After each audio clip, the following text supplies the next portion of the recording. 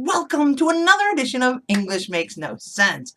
Thank you for joining me right here on the English Makes No Sense YouTube channel. It is I, your happy hostess, SL Rockfish. So glad you could join me today. Today, we're going to be taking a look at Christmas and doing a little reading and doing a little English, and we're going to mix it all up together. If today is your first time and you like what you see, please subscribe. If you're like, oh, I don't know, this might be too long, I'm also on TikTok for 60 seconds, boom, only English lessons, hit quick at English Makes No Sense, Instagram at English Makes No Sense, and then on Facebook at English Makes No Sense. Got it? So, different ways you can see if you're too very busy because it's Christmas and, everyone's busy, or if you want a slower pace, join me and stay here on YouTube. If you like what you see, hit like, leave me a message, what you like, what you don't like. And if you have any suggestions for things you might like to see, I put a little poll before, should I do more reading? And people said yes. So that was overwhelming response. So I'm going to incorporate more reading. So we're going to mix reading with Rockfish and English Makes No Sense and put them all together. So let's start. Come on. Today we're going to take a look at Merry Christmas. It's the Christmas season after all. We're in Christmas week, so we're going to talk about different ways people say Christmas. And I know there's a debate. Should always say Merry Christmas. Well, I like to say Happy Holidays. I don't want to offend anybody. Say whatever you want. Just be polite to each other. Here we go. Merry Christmas covers the Christmas season. Happy Holidays covers all the holidays. We have Ramadan, Hanukkah, Christmas, Kwanzaa, New Year's. This is the all-encompassing Happy Holidays. Or you could use 'tis the season, because it's the season for all of them. And they all have something to do with the spirit of giving. Then that leads into the English Makes No Sense part.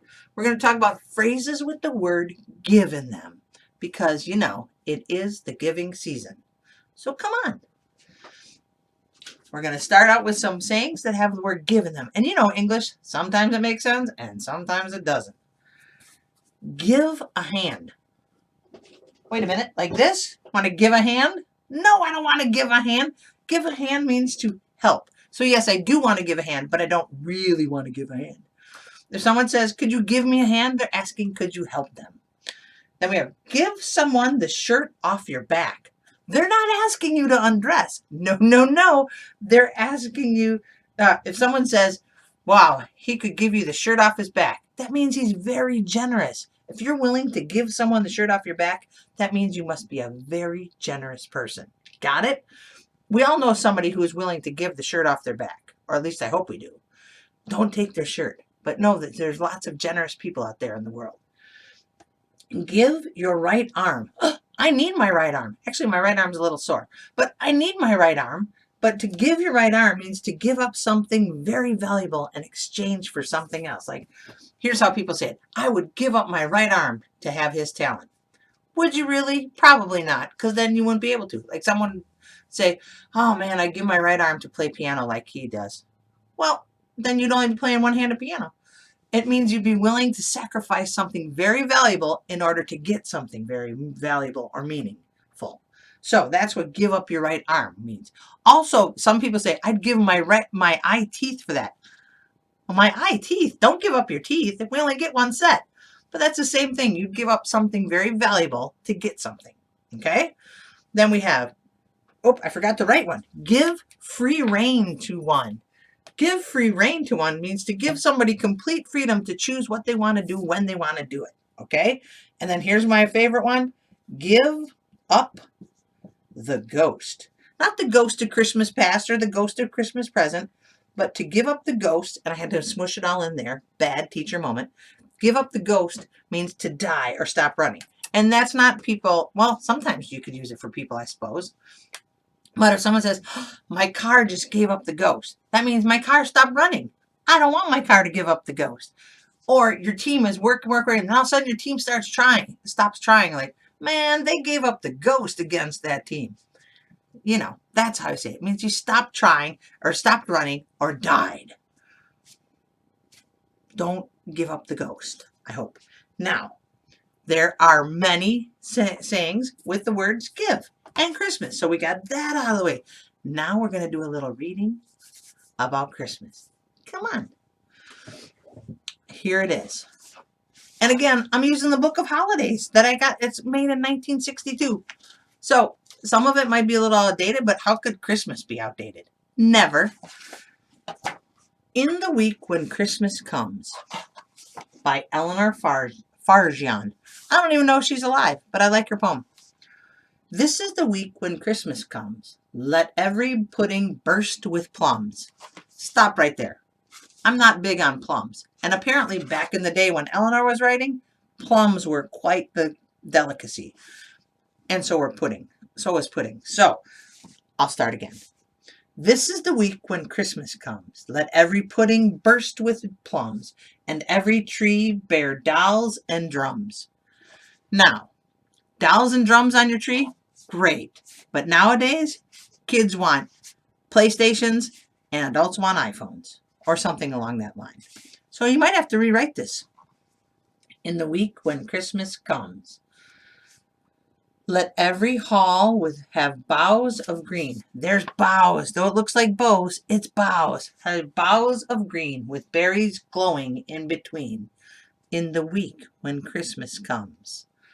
Let every doorstep have a song sounding the dark street along.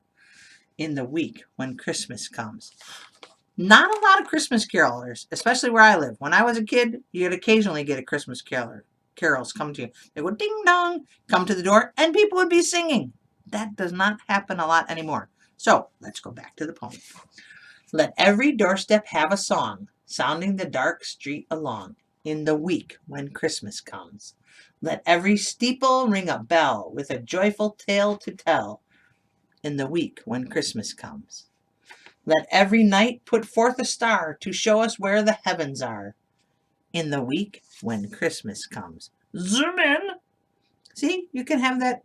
Check out the poem. Let every stable have a lamb.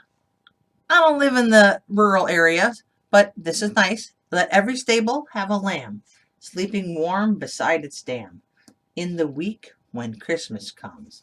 This is the week when Christmas comes. And then we have Christmas morning too. And you could read that one too at a later date, trying to keep these a little shorter. So thank you very much. Now, we've learned something new today. Got our different sayings for Christmas, you know. Merry Christmas, Happy Holidays, 'Tis the season. Where'd my other one go?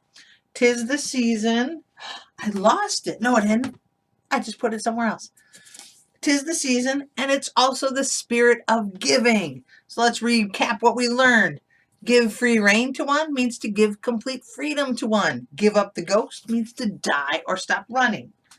Give a hand. We should all give a hand, not literally, but help one another. Give someone the shirt off your back. That means to be very generous, not to get naked.